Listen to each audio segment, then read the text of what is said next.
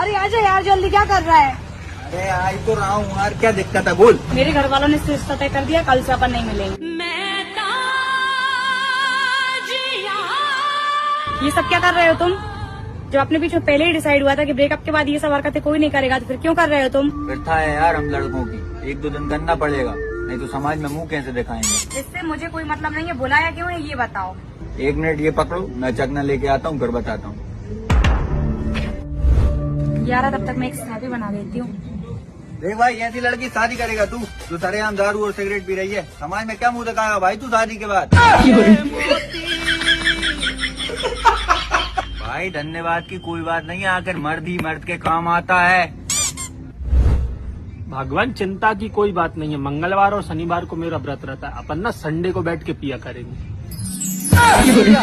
मेरा छोटा भैया, मैं बड़ा हूँ,